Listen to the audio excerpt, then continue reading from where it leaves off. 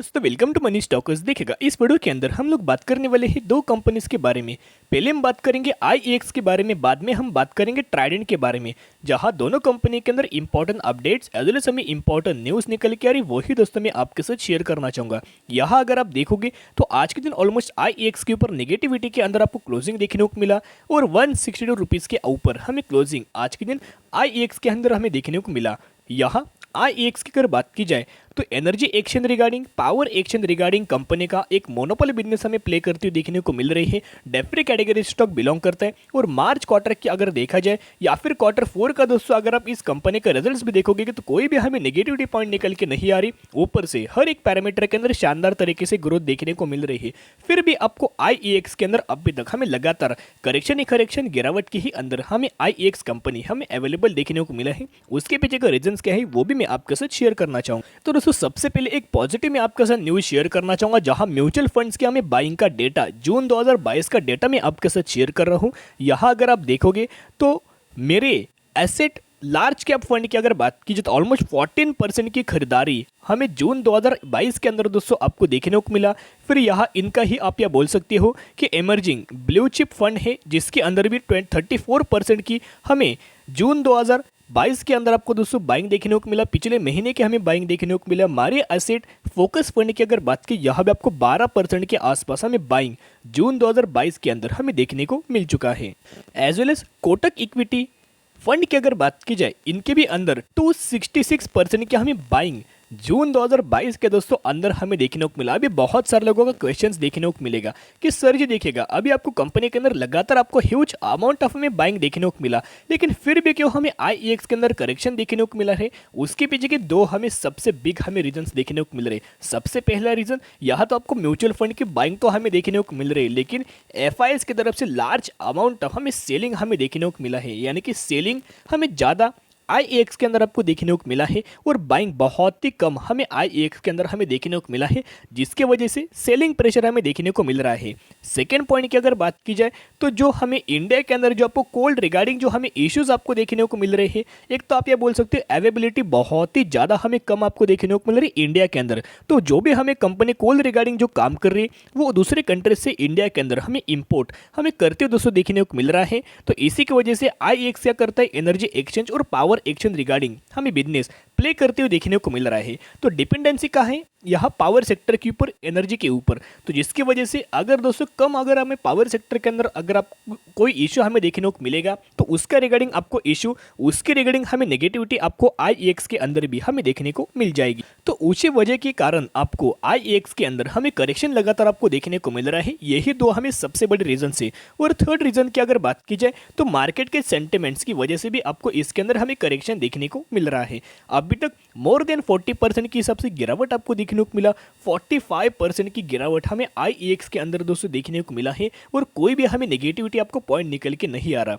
हो सके तो इस क्वार्टर के अंदर हमें आईईएक्स के क्वार्टर 1 रिजल्ट्स के अंदर हमें आपको फॉल आपको देखने को मिल सकता है, कुछ ना कुछ हमें गिरावट हमें quarter on quarter basis IEX के अंदर आपको दोस्तों देखने को मिल सकता है। ये ब्रोकर्स के ही हमें स्टेटमेंट निकल के आ रहे हैं। तो दोस्तों यहाँ भी आप देख सकते हो, यहाँ में क्वार्टर 4 के रिजल्ट्स में आपके साथ शेयर करना चाहूँगा। रेवेन्यूज के अंदर 28% की जंप, नेट इनकम के अंदर 43% की जंप, डायलूट ईपीएस 43% और नेट प्रॉफिट मार्जिन 11%, जो कि पॉजिटिविटी के अंदर ही आपको ग्रोथ देखने को मिला। अगर आप आईईएक्स के अंदर दोस्तों निवेश करना चाहते हो तो अभी आप ये वेट एंड वॉच कर सकते हो। जब तक आपको कॉल रिगार्डिंग इश्यूज हमें सॉल्व आपको देखने को नहीं मिलेंगे तब तक आपको आईईएक्स के अंदर हमें रिकवरी आपको देखने को नहीं मिलेगी। इतना पॉइंट आप नोट कीजिएगा। इसका जो सपोर्ट लेवल हमें जो अगला आपको देखने को मिलने वाला है 150 रुपीज़ का आपको सपोर्ट लेवल देखने को मिल रहा है। तो 150 रुपीज़ का दोस्तों सपोर्ट लेवल हमें देखने को मिल रहा है। इसके चलते करंट बेसिस के ऊपर अगर आप शॉर्ट टर्म बेसिस के ऊपर बाइंग करना चाहते हो बिल्कुल भी एंट्री मत करना। जो भी लोगों का व्यू आने वाले 5 सालों का देखने को मिल रहा है, 7 सालों का देखने को मिल रहा है, 10 सालों का देखने को मिल रहा है, वो आईईएक्स के अंदर बाइंग करके लॉन्ग टर्म बेसिस के ऊपर होल्ड आप या कर सकते हो। तो दोस्तों अभी हम बात करेंगे ट्राइडेंट के बारे में, जहां ट्राइडेंट की अगर बात की जाए तो आज के दिन 2.5% से ज़्यादा हमें ट्राइडेंट के अंदर हमें नेगेटिविटी आपको क्लोजिंग देखने को मिला। 37.70 रुपीज़ का हमें आज के दिन ट्राइडेंट के अंदर आपको क्लोजिंग देखने को मिला है। ट्राइडेंट एक फंडामेंटली बहुत ही ज़्यादा हमें स्ट्रॉन्ग हमें कंपनी निकल के आ रही। इसका अगर आप दोस्तों मार्केट कैप भी देखा जाए तो अभी आपको 19,000 करोड़ का अप्रॉक्स हमें मार्केट कैप देखने को मिल रहा है। अभी ये कंपनी हमें मिड कैप कैटेगरी से आपको यहाँ बिलोंग करती हुई देखने को मिल रही है, जो कि गिरावट से पहले अगर आप दोस्तों यहाँ ट्राइडेंट को अगर आपने ऑब्जर्व किया होगा तो ट्राइडेंट का जो मार्केट कैप है 28,000 करोड़ से भी ज़्यादा हमें देखने को मिल चुका था। यानी कि तब हमें कंपनी लार्ज कैप कैटेगरी से बिलोंग करती हुई देखने को मिल रही थी, जैसे कि हमें सेलिंग हमें देखने को मिला। अभी कंपनी मिड कैप कैटेगरी से हमें बिलोंग करती हुई देखने को मिल रही है। तो दोस्तों बेसिकली अभी हम आ चुके न्यूज़ के ऊपर। ये जो न्यूज़ है, एक तो आपको नेगेटिविटी हमें न्यूज़ देखने को मिले, इसका आपको नेगेटिवली इंपैक्ट इनके Q1 रिजल्ट्स के ऊपर देखने को मिल सकता है और इसकी वजह से कंपनी के अंदर आपको करेक्शन के हमें चांसेस आपको देखने को मिल रहे हैं। अभी इसके पीछे का रीजंस क्या है, अभी हम आ चुके रिपोर्ट के ऊपर। यहाँ अगर आप देखोगे तो मैंने आपके साथ दोस्तों कंपेरिजन शेयर करना चाहूँगा। ये रिपोर्ट के ऊपर अभी हम आ चुके रिपोर्ट की अगर बात की, जैसे कि आपको पता है हर मंथली हमें ट्राइडेंट के यहाँ मंथली बेस हमें हर एक आपको डेटा देखने को मिल जाता है। सेलिंग का जो डेटा है वो हमें देखने को मिल जाता है और वही डेटा अभी हम आ चुके, ये है मई मंथ का डेटा, यानी कि मई महीने की आपको डेटा देखने को मिल रहा है और ये जून महीने का डेटा यानी कि पिछले महीने का हमें डेटा अभी देखने को मिल रहा है। ये मई और ये जून। मई महीने की अगर बात की जाए तो टेक्सटाइल के अंदर बात लिनन का जो हमें नंबर्स निकल के आ रहे थे, जो कि 3,364 मैट्रिक टन्स के अंदर आपको देखने को मिल रहा था। और अभी अगर आप यह देखोगे तो बात लिनन के जो हमें नंबर्स निकल के आ रहे 3,333 मैट्रिक टन्स, यानी कि अगर आप कंपेयर करेंगे तो इनके ऑलमोस्ट 50 to 60 मैट्रिक टन्स के अंदर आपको क्वांटिटीज़ के अंदर हमें सेलिंग के अंदर दोस्तों आपको करेक्शन देखने को मिला, फॉल हमें देखने को मिला पिछले महीने के।